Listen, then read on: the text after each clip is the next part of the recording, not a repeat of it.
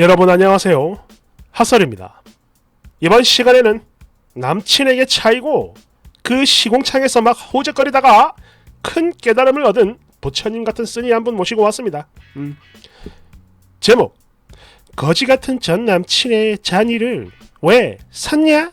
로 응수한 개쩌는 언니가 해주는 말 후폭풍은 섰을 때 반드시 찾아온다.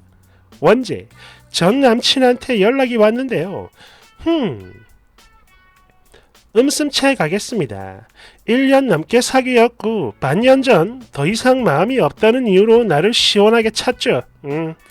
그렇게 갑자기 차인 후에 약 3개월 동안은 여기 해답판에서 살았고, 여기가 어디냐면 헤어진 다음날이라는 게시판입니다. 이게 연인과 헤어진 사람들이 글 쓰는 곳이죠.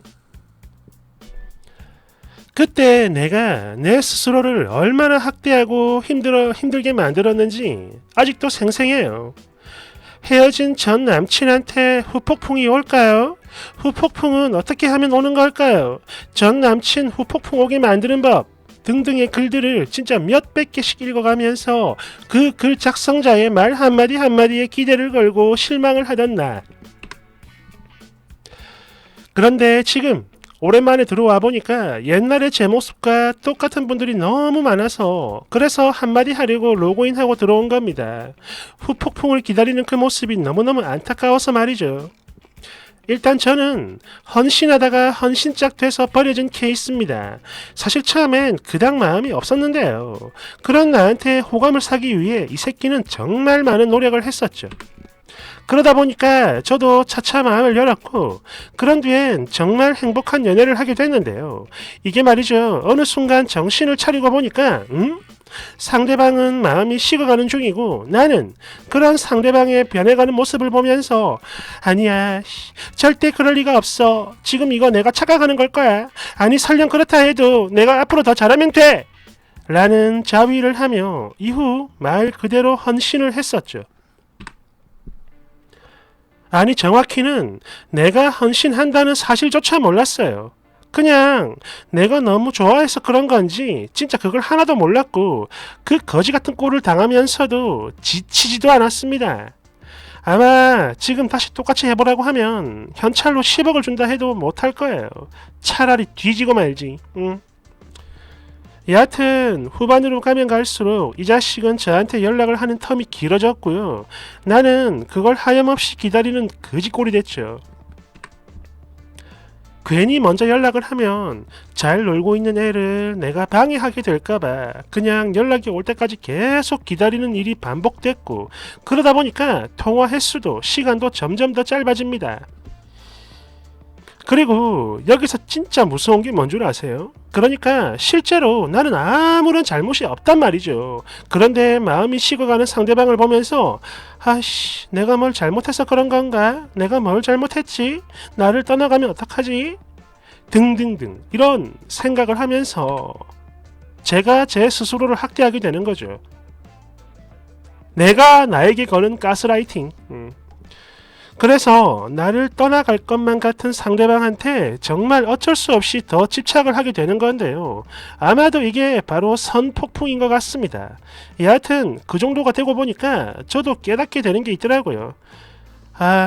이러다가 진짜 헤어질 수도 있겠구나. 아니야 곧 헤어지겠구나 했는데 역시나 아니나 다를까 바로 그날이었어. 깨달음을 얻은 그날 이 자식은 헤어지자라는 카톡을 뜬금없이 보내왔어요. 딱히 다른 말은 없었습니다. 그냥 질렸다. 이제 넌 흥미가 없다. 이러고 그냥 말 그대로 통보를 받은 거죠. 순간 깜짝 놀라 바로 전화를 했고 엉엉 울면서 잡았는데 살짝 흔들리나 했지만 끝내는 마음을 바꾸지 않더라고. 어떡해 헤어진 거죠. 그리고 나 진짜 이때 정말 별 거지 같은 선폭풍이란 선폭풍은 다 겪었어요. 나는 힘들어 죽겠는데 이 자식은 여사친들 잘 만나고 이래저래 할 것 다 하면서 잘 처먹고 잘 사고 있는 듯한 그러니까 완전 행복한 사진을 SNS에다 올리고 이건 뭐 완전 난리도 난리가 아니야. 그리고 약 6개월이 지난 지금의 저 마음 정리도 다 끝냈다는 것조차도 잊었을 정도로 진짜 아무런 감정이 남아있질 않아요. 진짜 단 1도 없어요. 그랬는데 바로 어제였죠. 세수하고 여드름 없어진 거 보고 완전 신나서 친구들에게 이 소식을 알리기 위해 룰루랄라 하면서 폰을 열었는데 전 남친 새끼가 전혀 이지랄. 그래서 왜 샀냐? 라고 답해준 뒤에 바로 차단했죠. 참으로 신기한 느낌이었습니다. 헤어질 당시 아니 한 3개월 될 때까지만 해도 과연 내가 언제쯤 얘를 잊을 수 있을까? 아니 잊을 수는 있기는 한 걸까? 이런 생각만 했었는데 겪어보니까 세상에 못 잊을 사람은 없어요. 그래서 하는 말인데요. 지금 이 순간 고통당하는 당신들, 그 사람은 내가 만난 사람 중에 제일 괜찮은 사람이고 그런 만큼 앞으로 이런 사람은 절대 없을 거고 이 사람이 내가 제일 사랑했던 사람이다. 쉽죠? 내 목숨을 걸고 장담하는데 그거 진짜 아니야. 당신을 사랑해줄 사람은 당신 생각보다 훨씬 많고 그렇게 당신을 사랑해줄 그 사람들 중에는 전 애인보다 괜찮은 사람도 엄청 많아요. 이거 진짜야.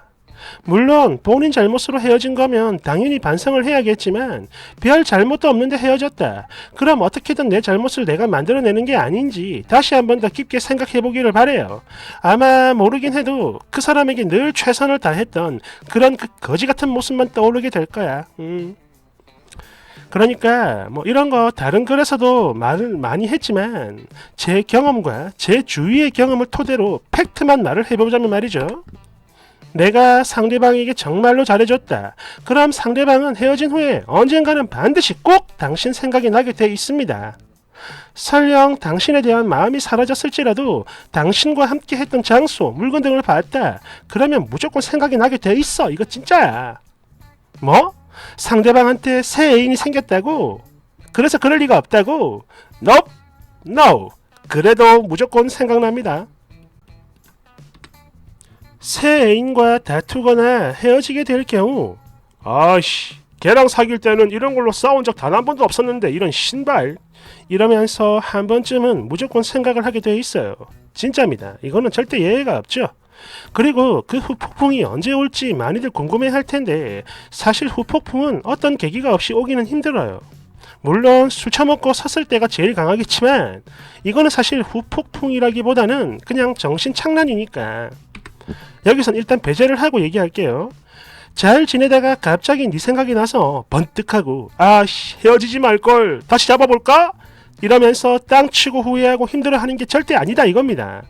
그 계기에서 가장 중요한 건 잘 살고 있는 듯한 당신의 모습을 상대방이 발견했을 때 찾아와요.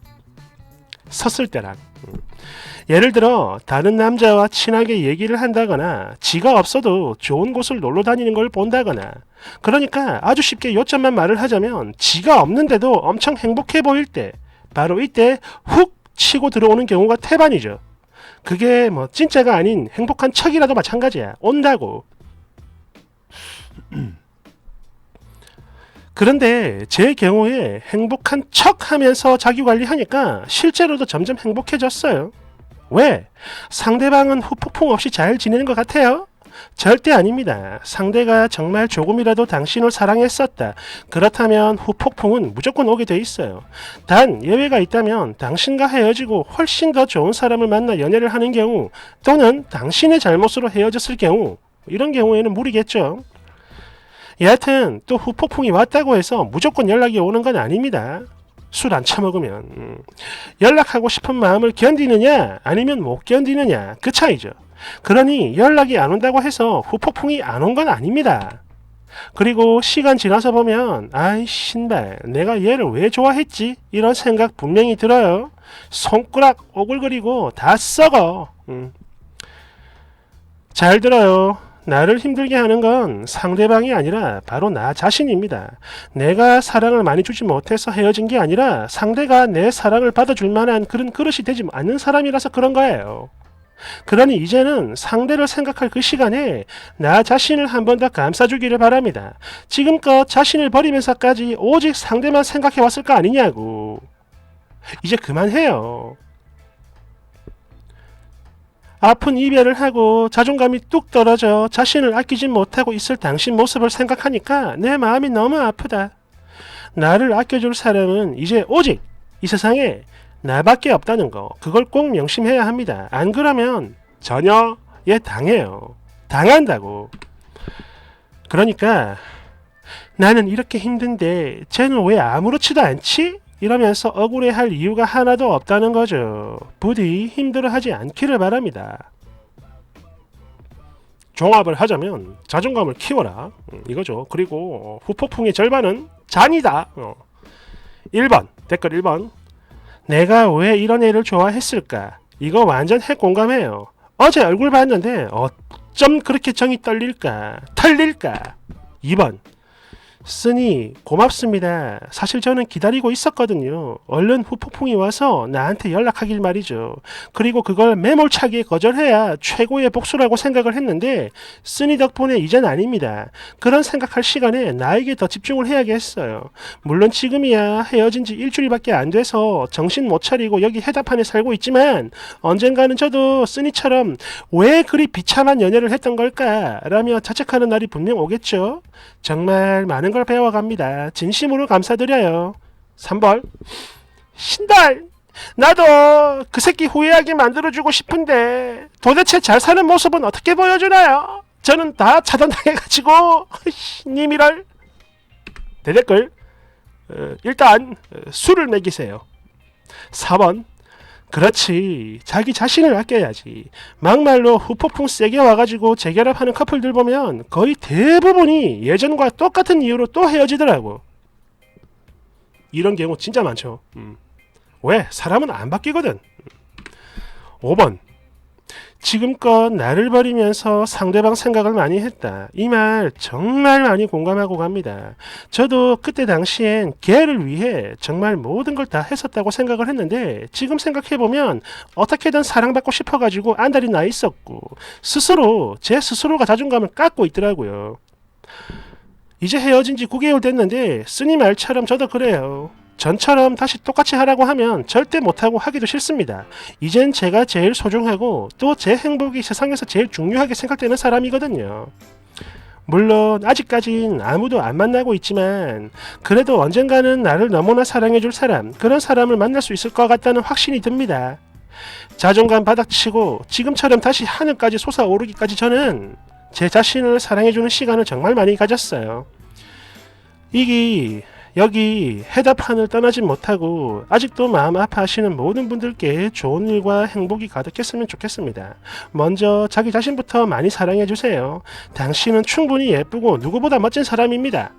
6번, 나는 잔이라도 좋으니까 이 새끼 지금 살았는지 죽었는지 연락이 좀 왔으면 좋겠어요. 멋진 말이죠.